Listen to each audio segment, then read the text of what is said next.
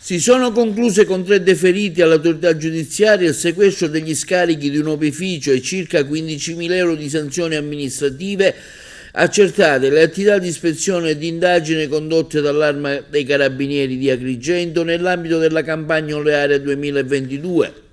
Consolidata l'attività dell'Arma dei Carabinieri che con l'ausilio dei reparti specializzati conduce apposite campagne di controlli nell'ambiente e di specifici settori.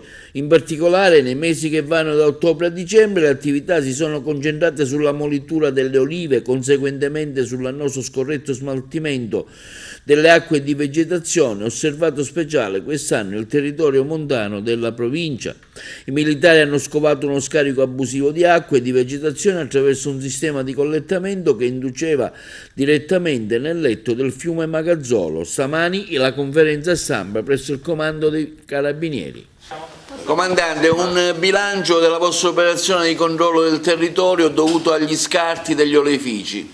Sicuramente un bilancio positivo, nel senso che quest'anno abbiamo solamente elevato circa 15.000 euro di sanzioni amministrative e deferito 3 imprenditori nell'ambito, diciamo, della molitura delle olive. Quello che più preoccupa e desta un po' di clamore è il fatto che ancora oggi, nonostante le campagne di sensibilizzazione e nonostante il disvalore sociale del danno ambientale sia ormai molto percepito, ancora qualcuno, registriamo qualche sacca di resistenza che si ostina a smaltire i prodotti, ovvero i sottoprodotti della molitura delle olive e quindi le acque di vegetazione in maniera illecita, in particolare nei corsi d'acqua, compromettendo il loro equilibrio biologico.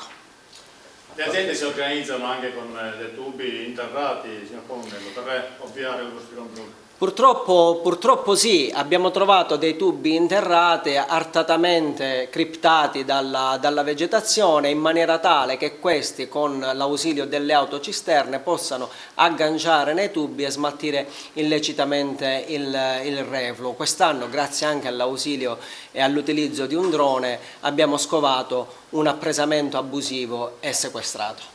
Il vostro appello, signor Colonnello, qual è? L'appello è quello che ho fatto anche negli anni precedenti: il sottoprodotto della molitura delle olive, dunque le acque di vegetazione, possono anche costituire una risorsa, nel senso che queste possono essere utilizzate come ammendante e come correttore di acidità del terreno, qualora smaltito secondo i criteri generali della geologia.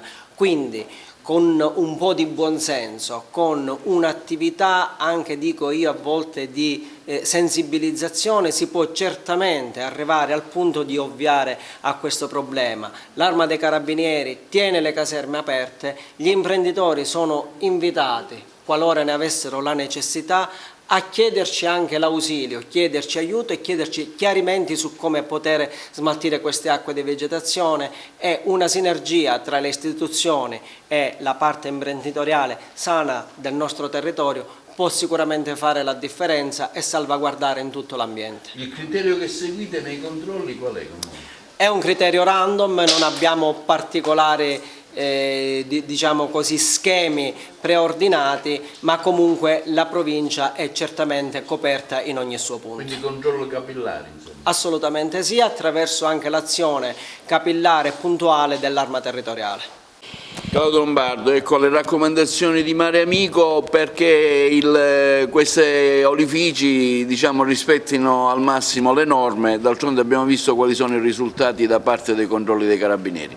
Sì, un grande applauso al Comando Provinciale dei Carabinieri e dei Carabinieri della Forestale perché sono riusciti in questa operazione, ma tante altre operazioni in questi anni sono state fatte e noi auspichiamo che per il futuro tutti si adeguino alle norme e non immettano in natura questo pericoloso rifiuto che uccide il nostro mare.